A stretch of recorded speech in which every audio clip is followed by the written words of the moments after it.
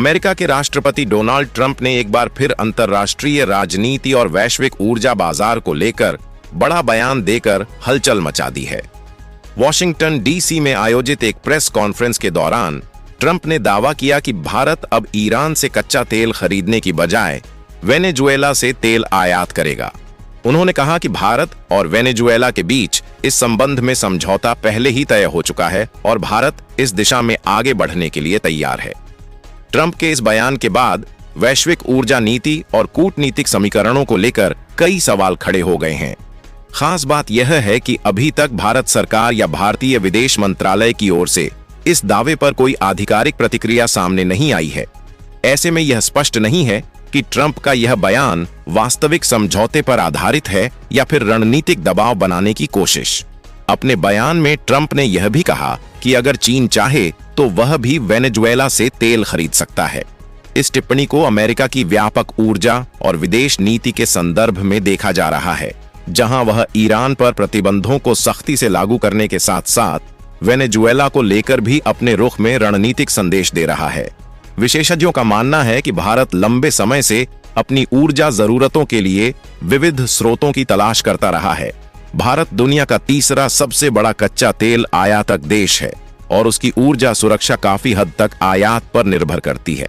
ऐसे में यदि भारत ईरान से दूरी बनाकर वेनेजुएला जैसे देश की ओर रुख करता है तो यह उसके ऊर्जा कूटनीति में एक अहम बदलाव माना जा सकता है। हालांकि वेनेजुएला खुद आर्थिक संकट, राजनीतिक अस्थिरता और अमेरिकी प्रतिबंधों से जूझ रहा है। ऐसे में वहां से बड़े पैमाने पर तेल आयात करना केवल आर्थिक नहीं बल्कि कूटनीतिक चुनौती भी हो सकता है। यही वजह है कि ट्रंप के बयान को लेकर अंतर्राष्ट्रीय विश्लेषकों में मतभेद देखने को मिल रहे हैं। वैश्विक तेल बाजार पर भी इस बयान का असर पड़ सकता है।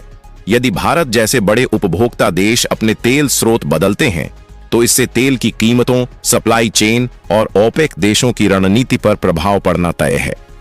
खास तौर पर मध्य पूर्व और लैटिन अमेरिका के देशों के बीच प्रतिस्पर्धा बढ़ सकती है। फिलहाल भारत की ओर से आधिकारिक पुष्टि का इंतजार किया जा रहा है। जब तक नई दिल्ली इस मुद्दे पर अपना रुख साफ नहीं करती, तब तक ट्रंप का यह बयान अंतर्राष्ट्रीय राजनीति में एक दावे के रूप में ही देखा जाएगा। लेकिन इतना तय है कि इस बयान ने ऊर्जा व्यापार और भू राजनीति से जुड़े विमर्श को एक बार फिर तेज कर दिया है। प्रधानमंत्री नरेंद्र मोदी ने 30 जनवरी को वेनेजुएला की कार्यवाहक राष्ट्रपति डेल्सी रोड्रिगेज से टेलीफोन पर महत्वपूर्ण बातचीत की। यह संवाद भारत और वेनेजुएला के बीच द्विपक्षीय संबंधों को नई दिशा देने की दृष्टि से अहम माना जा रहा है। बातचीत के दौरान दोनों नेताओं ने आपसी सहयोग को और मजबूत करने, पारंपरिक मित्रता को आगे बढ़ाने तथा भविष्य में साझेदारी के नए अवसर तलाशने पर सहमति जताई। इस चर्चा में व्यापार, ऊर्जा, विकास और अंतर्राष्ट्रीय मंचों पर सहयोग जैसे विषयों पर सकारात्मक विचार विमर्श हुआ। दोनों पक्षों ने इस बात पर जोर दिया कि भारत और वेनेजुएला के संबंध आपसी सम्मान, समझ और सहयोग की मजबूत नींव पर आधारित हैं, जिन्हें आने वाले समय में और सुदृढ़ किया जाएगा। बदलते वैश्विक परिदृश्य में दोनों देशों ने एक दूसरे के साथ मिलकर आगे बढ़ने की इच्छा भी व्यक्त की। बातचीत के बाद प्रधानमंत्री नरेंद्र मोदी ने सोशल मीडिया प्लेटफॉर्म एक्स पर एक पोस्ट साझा कर इस संवाद की जानकारी दी। उन्होंने लिखा कि भारत और वेनेजुएला ने अपनी साझेदारी को और गहरा करने तथा आने वाले वर्षों में द्विपक्षीय संबंधों को नई ऊंचाइयों तक ले जाने के साझा विजन के साथ आगे बढ़ने का फैसला किया है। प्रधानमंत्री के इस संदेश से साफ संकेत मिलता है कि भारत लैटिन अमेरिकी देशों के साथ अपने रिश्तों को लगातार मजबूत करने की दिशा में सक्रिय है। कूटनीतिक जानकारों के अनुसार यह बातचीत दोनों देशों के बीच सहयोग को नई ऊर्जा दे सकती है। आने वाले समय में व्यापार, निवेश और विकास से जुड़े क्षेत्रों में ठोस प्रगति देखने को मिल सकती है। कुल मिलाकर यह संवाद भारत वेनेजुएला संबंधों के लिए एक सकारात्मक और भरोसेमंद कदम माना जा रहा है, जो भविष्य में दोनों देशों के हितों को और मजबूती प्रदान करेगा। Venezuela petroleum exporting countries OPEC का सदस्य देश है और उसके पास दुनिया का सबसे बड़ा प्रमाणित कच्चे तेल का भंडार मौजूद है। आंकड़ों के अनुसार वेनेजुएला के पास सऊदी अरब और ईरान जैसे बड़े तेल उत्पादक देशों से भी अधिक तेल संसाधन है। इसके बावजूद हैरानी की बात यह है जबकि वेनेजुएला वैश्विक तेल बाजार में बेहद सीमित भूमिका निभा रहा है और दुनिया की कुल तेल आपूर्ति में उसका योगदान केवल करीब 1% के आसपास ही रह गया है। विशेषज्ञों का मानना है कि इसका सबसे बड़ा कारण अंतर्राष्ट्रीय आर्थिक प्रतिबंध हैं। अमेरिकी प्रतिबंधों के चलते वेनेजुएला को न सिर्फ तेल निर्यात में दिक्कतों का सामना करना पड़ा, बल्कि विदेशी निवेश और आधुनिक तकनीक तक उसकी पहुंच भी लगभग खत्म हो गई। तेल उत्पादन के लिए जरूरी रिफाइनरी, पाइपलाइन और इंफ्रास्ट्रक्चर पुराने हो चुके हैं, जिनके रखरखाव और उन्नयन के लिए भारी निवेश की आवश्यकता है। इसके अलावा वेनेजुएला की सरकारी तेल कंपनी को वित्तीय संकट, कुशल मानव संसाधन की कमी और प्रबंधन संबंधी चुनौतियों का भी सामना करना पड़ा है। इन सभी कारणों ने मिलकर देश की उत्पादन क्षमता को बुरी तरह प्रभावित किया। नतीजतन इतना विशाल तेल भंडार होने के बावजूद वेनेजुएला अपनी पूरी क्षमता के अनुसार तेल निकालने और वैश्विक बाजार तक पहुंचाने में असफल रहा है। ऊर्जा विशेषज्ञों का कहना है कि यदि भविष्य में अंतर्राष्ट्रीय प्रतिबंधों में डील मिलती है और विदेशी कंपनियों की वापसी होती है, तो वेनेजुएला एक बार फिर वैश्विक ऊर्जा बाजार में मजबूत उपस्थिति दर्ज करा सकता है। ऐसे हालात में भारत जैसे बड़े तेल आयातक देशों के लिए वेनेजुएला एक बार फिर एक महत्वपूर्ण और रणनीतिक ऊर्जा साझेदार बन सकता है। साल 2024 में भारत ने एक बार फिर वेनेजुएला से कच्चा तेल खरीदना शुरू किया।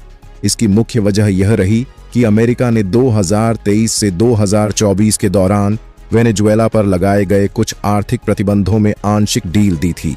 इस राहत के चलते अंतर्राष्ट्रीय बाजार में वेनेजुएला का तेल फिर से उपलब्ध हुआ और भारत जैसे बड़े तेल आयातक देशों को दोबारा वहां से खरीदारी का मौका मिला। भारत ने इस अवसर का उपयोग करते हुए वेनेजुएला से सीमित लेकिन रणनीतिक स्तर पर तेल आयात शुरू किया। आंकड़ों के अनुसार 2024 में भारत का वेनेजुएला से कच्चे तेल का आयात औसतन 63,000 बैरल प्रतिदिन से बढ़कर लगभग 1 लाख बैरल प्रतिदिन तक पहुंच गया। इसके बाद 2025 में यह आयात और बढ़ा और वेनेजुएला से भारत का कुल तेल आयात मूल्य करीब 1.41 अरब डॉलर तक पहुंच गया। यह संकेत था कि दोनों देशों के बीच ऊर्जा सहयोग एक बार फिर पटरी पर लौट सकता है। हालांकि यह स्थिति ज्यादा समय तक स्थिर नहीं रह सकी। मई 2025 में अमेरिका ने वेनेजुएला के तेल क्षेत्र पर दोबारा सख्ती बढ़ा दी और कई रियायतों को वापस ले लिया। इसके चलते वेनेजुएला से तेल खरीदना फिर से जोखिम भरा हो गया। नतीजतन 2026 की शुरुआत में वेनेजुएला से भारत का तेल आयात तेजी से घट गया और कुल आयात में उसकी हिस्सेदारी सिर्फ करीब 0.3% रह गई। ऊर्जा विशेषज्ञों का मानना है कि भारत का वेनेजुएला से कच्चा तेल खरीदने की दिशा में भारत की सबसे बड़ी निजी कंपनी रिलायंस इंडस्ट्रीज ने एक बार फिर सक्रियता दिखाई है। रॉयटर्स की एक रिपोर्ट के मुताबिक रिलायंस इंडस्ट्रीज ने वेनेजुएला से दोबारा कच्चा तेल आयात करने के लिए अमेरिका से आवश्यक मंजूरी लेने की प्रक्रिया शुरू कर दी है। यह कदम ऐसे समय पर उठाया गया है जब वैश्विक तेल बाजार में अनिश्चितता बनी हुई है और भारत पर रूसी तेल आयात को कम करने का पश्चिमी देशों का दबाव लगातार बढ़ रहा है। रिपोर्ट में कहा गया है कि रिलायंस यह प्रयास इसलिए कर रही है ताकि अपने लिए वैकल्पिक और सुरक्षित तेल आपूर्ति स्रोत तैयार किया जा सके। वेनेजुएला दुनिया के सबसे बड़े तेल भंडार वाले देशों में शामिल है और वहां से तेल मिलने की स्थिति में भारत की ऊर्जा सुरक्षा को मजबूती मिल सकती है। हालांकि अमेरिकी प्रतिबंधों के कारण वेनेजुएला से तेल खरीदना अभी भी कानूनी और कूटनीतिक रूप से संवेदनशील मामला बना हुआ है। रॉयटर्स के सवालों पर रिलायंस इंडस्ट्रीज की ओर से भेजे गए ईमेल का भी तत्काल कोई जवाब नहीं दिया गया। ऊर्जा विशेषज्ञों का मानना है कि अगर अमेरिका से मंजूरी मिल जाती है तो यह न केवल रिलायंस के लिए बल्कि भारत की ऊर्जा रणनीति के लिए भी एक अहम मोड़ साबित हो सकता है।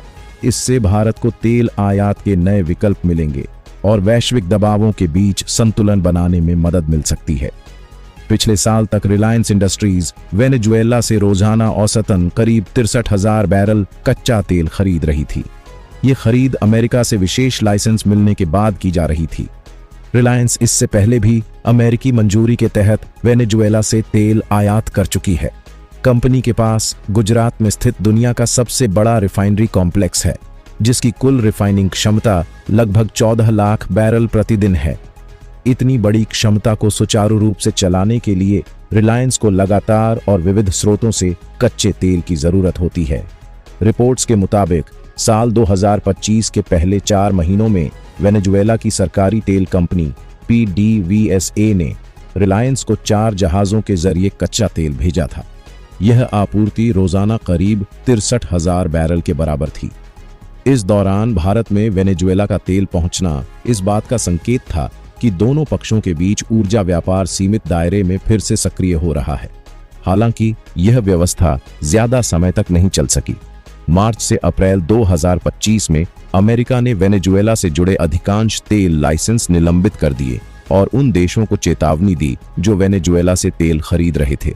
इसके साथ ही संभावित टैरिफ और प्रतिबंधों की धमकी भी दी गई। इन सख्त कदमों के बाद मई 2025 में रिलायंस के लिए वेनेजुएला से आने वाला आखिरी तेल जहाज भारत पहुंचा। इसके बाद रिलायंस इंडस्ट्रीज ने स्पष्ट किया कि यदि अमेरिकी नियमों के तहत गैर अमेरिकी खरीदारों को वेनेजुएला से तेल खरीदने की दोबारा अनुमति मिलती है तो कंपनी फिर से वहां से कच्चा तेल आयात करने पर विचार कर सकती है। ऊर्जा विशेषज्ञों का मानना है कि यह पूरा मामला दिखाता है कि भारत की निजी कंपनियों की तेल रणनीति काफी हद तक वैश्विक राजनीति और अमेरिकी नीतियों पर निर्भर करती है। अमेरिका और वेनेजुएला के बीच तेल को लेकर एक अहम समझौते की चर्चा अंतर्राष्ट्रीय स्तर पर तेज हो गई है। अमेरिकी राष्ट्रपति डोनाल्ड ट्रंप ने हाल ही में कहा था कि वेनेजुएला अमेरिका को 3 से 5 करोड़ बैरल कच्चा तेल उपलब्ध कराएगा। इस तेल को अंतर्राष्ट्रीय बाजार भाव पर बेचा जाएगा और इससे मिलने वाली पूरी राशि पर अमेरिकी प्रशासन का नियंत्रण रहेगा। ट्रंप के मुताबिक यह कदम